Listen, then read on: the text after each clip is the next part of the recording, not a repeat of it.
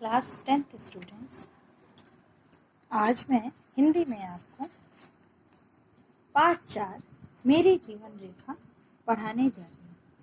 यह एक आत्मकथात्मक निबंध है। आत्मकथात्मक निबंध मीन्स अपने बारे में लिखी हुई एक निबंध, जिसको लिखने वाले लेखक हैं महावीर प्रसाद द्विवेदी। हिंदी गद्य के विकास में महावीर प्रसाद द्विवेदी का उल्लेखनीय योगदान रहा है।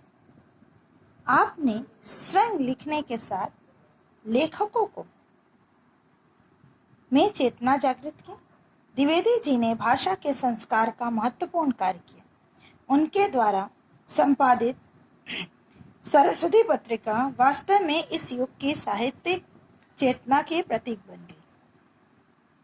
महावीर प्रसाद द्विवेदी का जन्म सन 1864 में उत्तर प्रदेश के रायबरेली जिले के दौलतपुर नामक गांव में हुआ था।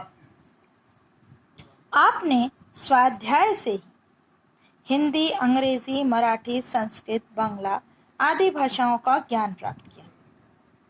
क्योंकि उनके पिताजी बहुत गरीब थे, तो उनकी शिक्षा बहुत दूर तक नहीं हुई, लेकिन अपनी कोशिश से, स्वाध्याय मीन्स अपनी कोशिश से, सेल्फ स्टडी से उन्होंने इन भाषाओं का ज्ञान प्राप्त किया।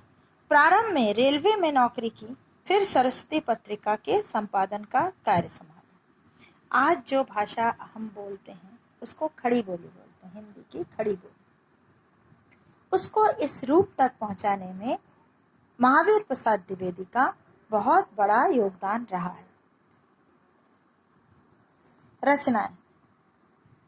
निबंध। द्विवेदी जी के निबंध सरस्वती तथा अन्य पत्र पत्रिकाओं और निबंध संग्रहों के रूप में प्रकाशित हुए हैं। आलोचना। रसज्ञ रंजन, हिंदी नवरत्न, साहित्य सीकर, विचार विमर्श, नाट्यशास्त्र आदि। संपादन सरस्वती मासिक पत्रिका। कविता संग्रह सुमन, काव्य मंजूषा, कविता कला। महावीर प्रसाद द्विवेदी के कृतित्व से अधिक महिमामय उनका व्यक्तित्व है। स्वाधीनता, कर्तव्यपरायणता, न्यायनिष्ठा, आत्मसंयम, परहित कातरता और लोक संग्रह भारतीय नैतिकता के शाश्वत विधान हैं। उनके वे मूर्ति रहे हैं। इस पाठ में उन्होंने अपने बालपन और जीवन के संघर्षों की कथा कही। मैं क्या हूं, यह तो प्रत्यक्ष ही है, परंतु मैं क्या था, इस विषय का ज्ञान मेरे मित्रों और कृपालु हितैषियों को बहुत ही कम है। उन्होंने मुझे अनेक पत्र लिखे हैं, अनेक उलाहने दिए हैं। वे चाहते हैं कि मैं अपनी जीवन कथा अपने ही मुंह से कह डालूं, पर पूर्ण रूप से उनकी आज्ञा का पालन करने की शक्ति मुझ में नहीं। अपनी कथा कहते हुए संकोच होता है। ये जो चैप्टर आप पढ़ रहे हैं वह महावीर प्रसाद द्विवेदी की ही लिखी हुई है। वो इस पूरे चैप्टर में मैं मीन्स महावीर प्रसाद द्विवेदी, तो मैं केवल इसका सारांश आपको समझा रही हूँ।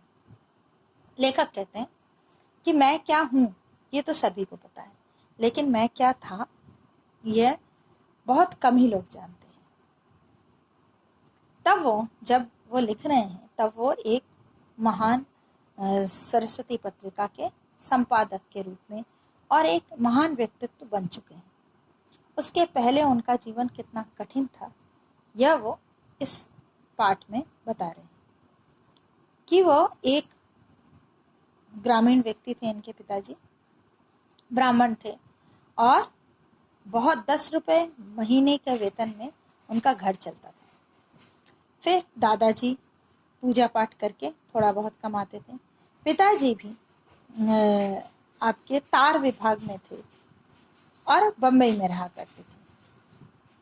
उनकी पढ़ाई ऐसे हुई कि एक एक विषय सीखने के लिए वो उन्नाव चले गए घर से बहुत दूर। कैसे, तब उम्र ही बहुत छोटी थी कि रोटी बनाना वगैरह नहीं बना पाते थे, तो संस्कृत भाषा सीखने के लिए वो दूर पहुंच गए और जाने का रास्ता पैदल जाते थे, पीठ में आटा दाल ये सब लाद कर 26 मील।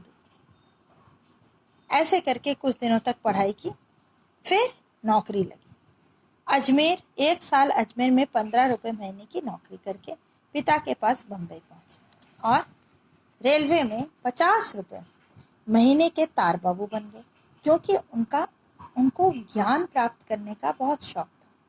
इसीलिए बहुत जल्द ही वह तार बाबू बन गए रेलवे में। लेकिन केवल अपना ही काम नहीं, दूसरों का काम भी वो बड़े ही अनुकूलता से सीखने लगे। अपने जीवन में उन्होंने 4 जो प्रॉमिसेस हैं वो तय किए थे, सिद्धांत या आदर्श तय किए थे। क्या क्या थे? वक्त की पाबंदी, रिश्वत ना लेना, अपना काम ईमानदारी से करना, ज्ञान वृद्धि के लिए सतत प्रयत्न करते रहना। जितना ज्ञान जहां से मिले वह केवल उसे लेने की कोशिश, प्राप्त करने की कोशिश और उसको आत्मसात करने की कोशिश में लगे रहते थे। 3 तो वो स्वयं खुद कर सकते थे, वक्त की पाबंदी भी वो स्वयं ही डिसिप्लिन रहकर कर सकते थे, रिश्वत न लेना भी उनके ऊपर था। लेकिन जो चौथा था वह आसपास के माहौल पर डिपेंड करता था। धीरे धीरे वह नजर रखते थे कि किससे क्या सीखा जा सकता है।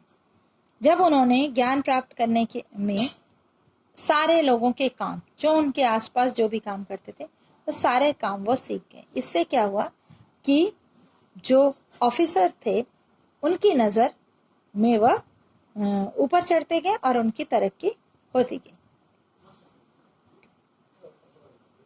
मैं यदि किसी के अत्याचार को सह लूंगा तो उससे मेरी सहनशीलता अवश्य सूचित होती है, पर उससे मुझे औरों पर अत्याचार करने का अधिकार नहीं हो जाता।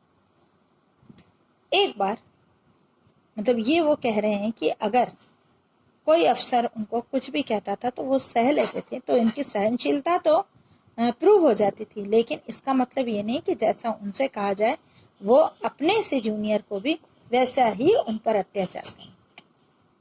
एक अफसर ने कहा कि तुम 8 बजे दफ्तर आ जाया करो और ठीक 10 बजे मेरे कागज मेरी मेज पर मुझे रखे मिलने चाहिए, और अपने जो नीचे के कर्मचारी हैं उनको भी आप 8 बजे बुलाओ। तब उन्होंने अपने उस अफसर से कहा कि मैं तो आ जाऊंगा, ये मेरा काम है, आपने बोला है मैं आ जाऊंगा, लेकिन मैं किसी को आदेश नहीं दे सकता। ऐसे में अब बहस हो गई। बहस करके उन्होंने उस काम से इस्तीफा दे दिया। अब घर कैसे चलेगा?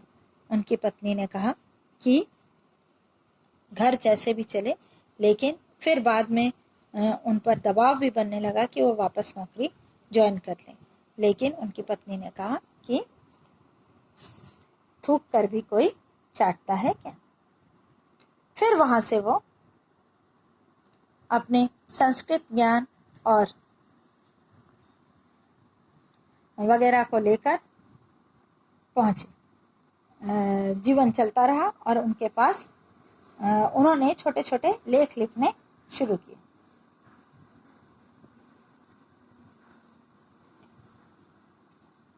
और एक बार उन्होंने एक झांसी में थे, तब वहाँ एक अध्यापक ने मुझे कोर्स की पुस्तक दिखाई जिसमें बहुत सी गलतियां थी, और उन गलतियों को उन्होंने उसका समालोचना लिखी और वह प्रकाशित भी हुई। वह अध्यापक ने उनसे कहा था कि आप समालोचना लिखिए, और वह प्रकाशित हुई। और वह जो पुस्तक थी वह इंडियन प्रेस प्रयाग से प्रिंटेड थी, तो उसके मालिक को पता चली और उन्होंने वो समालोचना पढ़ी और उनको बुला भेजा और संपादन कार्य के लिए कहा। नौकरी छोड़ने पर मेरे मित्रों ने कई प्रकार से मेरी सहायता करने की इच्छा प्रकट की। किसी ने कहा, आओ मैं तुम्हें अपना प्राइवेट सेक्रेटरी बनाऊंगा। किसी ने लिखा, मैं तुम्हारे साथ बैठकर संस्कृत पढ़ूंगा। किसी ने कहा, मैं तुम्हारे लिए छापा खाना खुलवा दूंगा, इत्यादि। पर मैंने सबको अपनी कृतज्ञता की सूचना दे दी और लिख दिया कि अभी मुझे आपके सहायता दान की विशेष आवश्यकता नहीं है। मैंने सोचा, अव्यवस्थित चित्त मनुष्य की सफलता में सदा संदेह रहता है। मतलब जो कंफ्यूज रहते हैं कि क्या करें ना करें, वो व्यक्ति कभी भी सफल नहीं हो सकता।